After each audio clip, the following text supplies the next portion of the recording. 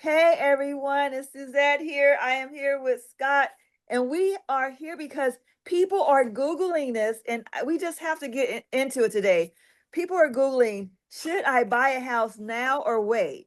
Or is it still a seller's market? And we're going to get into this. Buy now, wait. What is going on in the market? And we want to like dig deep into Elk Grove. So if you're in Elk Grove, you have to listen to this.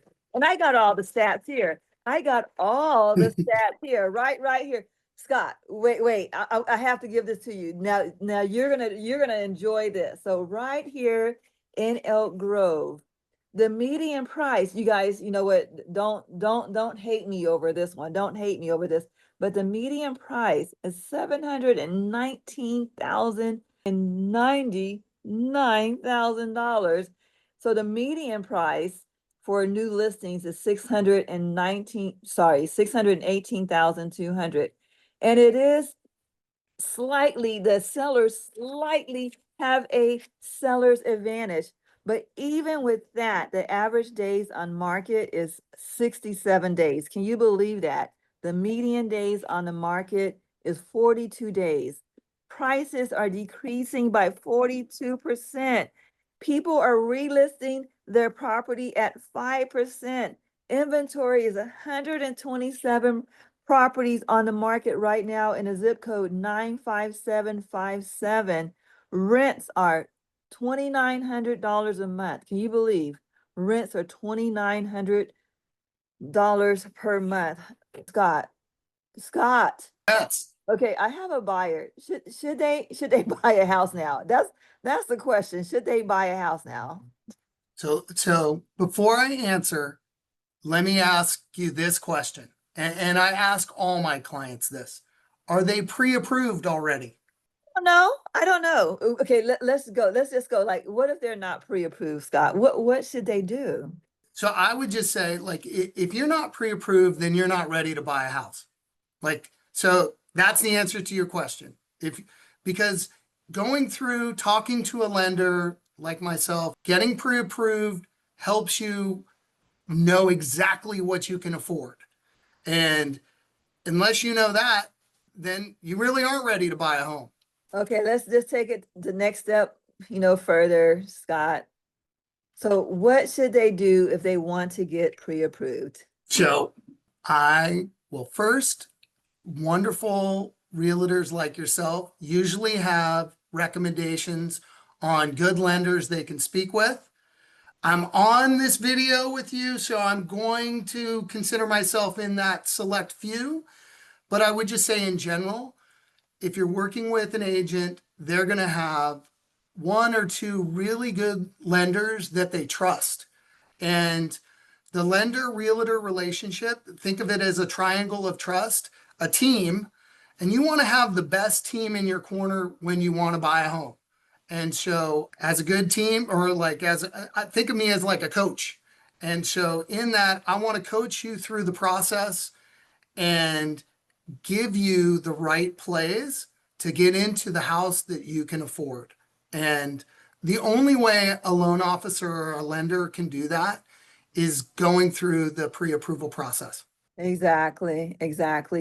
And we know that, a lot of times with getting pre-approval, just, going through the buying process, there's a couple of things that most buyers have to overcome. One is, just the credit, getting the pre-approval involves like having at least a good credit, score to get pre-approved. Then there's the financial piece, either having the monthly income to be able to be approved, and then also having the down payment to have the down payment and closing costs to be able to purchase the house. And then the other thing is really more mental. It's like, can you mentally move forward with buying a house with all the noise that's out there in the media, people, sometimes your family, sometimes just people around you may not want you to even move forward, or the naysayers that's around you that's telling you not to buy. But Scott, can you kind of share what your process is and what would it take? So let's just go with a $650,000 purchase price. So someone's coming to you to get pre-approved and say, what would be that credit score? Would be like the general interest rate with, right now? And what would kind of be that down payment that they would be looking at? I know most of my buyers, a lot of people like are trying to stay around like the $4,500 a month like payment. Can you walk us through that scenario and what would that look like for that buyer? Okay, so I'll try to do this pretty quick. Yes. I want to show that I've actively listened. We have a buyer that is looking at least they feel like for a home in the range of 650,000, they want to keep their mortgage payment between $4,000 and $4,500. Okay, we haven't talked about rate yet, but like that monthly payment is really that comfort zone, right? What you're comfortable paying. Great.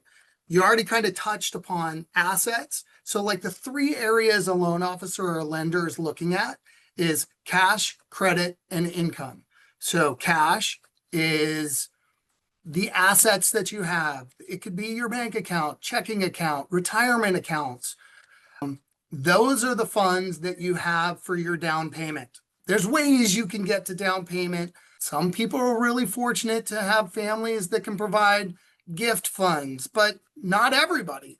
And so, assets, super important. Credit, which everybody knows, like your FICO score. I think you mentioned, let's just go good, better, best. I like to go in threes to keep it simple.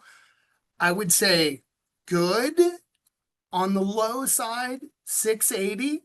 And this is not to say that you can't get a loan below 680, but it does impact your credit score the better your credit is. So good, 680, better, around 720, best, 740 and above. And that'll just help. Go ahead. Just got a little bit. So you were saying that, so based upon your credit score, then your interest rate is impacted. So that means that you can get a better interest rate the better your FICO score is. Is that what you? Yes. Okay, that's great. Okay, thanks. But when people are getting all this marketing that's out there and you're marketed like certain interest rates, and then they don't necessarily understand that if their credit's distressed because they had some issues in the past, like that really affects your credit score. But if they're, so anyway, it's like, yes, there's a lot that goes into that interest rate. And then lastly, your job, your income. Are you a single, like when you're going to do the loan, are you going to be the only person on the loan? A lot of families have two income earners, and then we're taking that income and combining it, and then we put it all together and see what you can afford. Okay, so now we're going to go back to that 650 home. Okay, if I do a little bit of math, and I've been like typing as I've been talking to give you perspective, if you were to put 20% down, oh, and let me give you the interest rate for today. For the purposes of this conversation, we're going to make it an easy number, 7%. Is that exactly what it is? It's just close. So 720 credit score, 7% interest rate. If you want to buy that $650,000 house and keep your payment between $4,500 and $4,000, if you put 20% down, that would be $130,000, meaning your loan amount is $520,000. The principal and interest payment, so that gets tied to that 7% interest rate, would be $3,460. So again, P and I equals principal and interest. But your total mortgage payment is your taxes and home insurance. So all together, it's P-I, T for tax, I for insurance. And so if we just estimate what your monthly property tax per month would be in Elk Grove, we're going to call it $677. And then I'm going to guesstimate your home insurance at $100. And so with 20% down, your all-in mortgage payment in this scenario would be $4,237. Okay, for $4,200. And some of you are like, oh my God, like that is so much money. Okay, but remember folks, what I said. The average rent in that area is $2,900, almost $3,000 a month. So to purchase your house, you will be paying like maybe $1,300 more a month. Okay, I'm not sneezing at the $1,300, but to be in your own home, you would be paying $1,300 more a month. And what do you think that's going to happen to that $2,900 a month for rent? That $2,900 a month, that landlord is going to be raising that rent every single year. So there's going to be at some point in time that $2,900 a month is going to be $4,000 a month at some point in time. So Yes. yeah, I mean, it's just what it is. It's just what it is, everyone. Well, the way I like thinking of it is while people need a place to live, your rent and rents are exorbitant, which it gives you a roof over your head, but you're not building any kind of wealth through real estate. You're building somebody else's wealth. And buying real estate, an appreciating asset. So let me say that it appreciates. And one of the gifts of living in California, don't listen to the news, that home values are really stable, and year over year, that asset, which a home is, will appreciate. It's a great investment. So Scott, when you said don't listen, I had my eyes right there, then I had to go like this. Okay. Listen or look. Okay, so the markets go up and down, folks. The markets go up and down, but there's a good chance that, especially in California, I can't speak for all the other states, just like Scott was saying, but there's a good chance, at least in California, that eventually it will rebound. So for sellers, we don't want to leave you out of this. For sellers, you have heard all the things that the buyer has to go through, all the hoops and the fences and the creeks and all these things that they have to go through. And you see what I just showed you, that the sellers, even though it's a slightly seller's market, the houses are sitting on the market a little bit longer. So the biggest thing for sellers is that you have to price your house right. And if you don't price your house right, your house may be sitting on the market a little bit longer. But the other thing as a seller, the things that you have to think about for those buyers that are in the market, they have to overcome these hurdles as far as financing. So some of the things that are allowing sellers to sell their houses faster is giving incentives to buyers. So there's two major incentives that a lot of sellers or some sellers are giving. One is to pay for the buyer's agent representation fee. Again, it's negotiable, but that's something to consider. This is most buyers, almost 90-something% of buyers have an agent that they bring to the table. And for the most part, no one works for free. So that agent is most likely going to request for a compensation for bringing that buyer to the table. So that's something to consider. The other thing is that closing costs, even though the buyer may have their down payment, they may have the cost to do all their inspections, they may not have a cost for closing costs. And that's something that the seller sometimes may participate in. Now, it's not your responsibility to pay for the buyer's closing costs, but if you want your house to be sold because you want to get to the new location, you want to move closer to family, you want to downsize, you had a circumstance that happened, a tragedy in the family, or you had a death or something, and you just really need to sell your house, is something that you may want to consider. So Scott, as far as closing costs for a $650,000 loan, what might a seller look at considering helping out with? So what would be a closing cost for $650,000 alone. So it's usually, like, good rule of thumb is like using 2.5% on the of the purchase price. And so let me do simple math, anyway, what I was going to say is what sellers can do, right? And interestingly enough, my wife and I were sellers last summer. So it wasn't so long ago, and we felt the stress of our house not going as quickly as we thought it was going to go. And one of the options you have is to reduce the price, which is always a difficult conversation between agent and seller. It just is.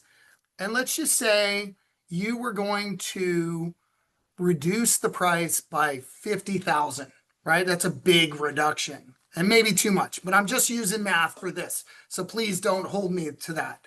The alternative I would suggest as a seller, as an option, is maybe offering like a $15,000 credit. I'm just picking a number out of the air, but reducing the price 50 grand or a $15,000 credit. And now the buyer can either apply those monies to their closing costs, or in some cases, especially because the rates in this market, going back to that 7% I used earlier, maybe they're using a tactic, and possibly people have heard of like a 2-1 buy down, in which essentially instead of having that 7%, the first year they would have 5%, the second year they would have 6%, and then the third year it would go back to that 7%. That is really a good motivation to a buyer if they can do that. And so again, going back to the choice of the seller reducing their price by 50 grand or offering a credit of less, 15,000, I think if it gets your house off the market and sold quicker, it's worth exploring. Did that make sense? Yeah, that's great. No, we're always looking for win-win situations here. So my name is Suzette Loggins. I am your local realtor here in the greater Sacramento area, servicing all the areas around here. And our goal here is to make all this stuff and all this noise about real estate and lending very, very simple. So you can always reach out to us. I'll have Scott introduce himself. And I'm Scott Thompson with New American Funding. I think there's just so many different, every borrower, every person's story and situation is unique. And I just really enjoy walking them through their scenarios and figuring out what is possible. Awesome. So we are in a win-win zone right now. Don't let all the noise come down on you, because there are so many opportunities, and you can still command top dollar. I am getting top dollar for my sellers right now because they listen to me. And we can be strategic about this and get some really good money in your pocket. And now the market has some really opportunities to win, even though it's fluctuating, but you really have to know what you're doing. So reach out to myself, reach out to Scott. We are here to help you out. And until next time, Google, whatever you're Googling on the Googler, we're going to be there for you. And we're going to address those concerns and bring it right to you on this YouTube channel. So remember to subscribe. And if you have any topic that you want to discuss, put it in the description below and we will get to it. Awesome. Thank you, Suzette. Thank you. Bye. Stop the recording.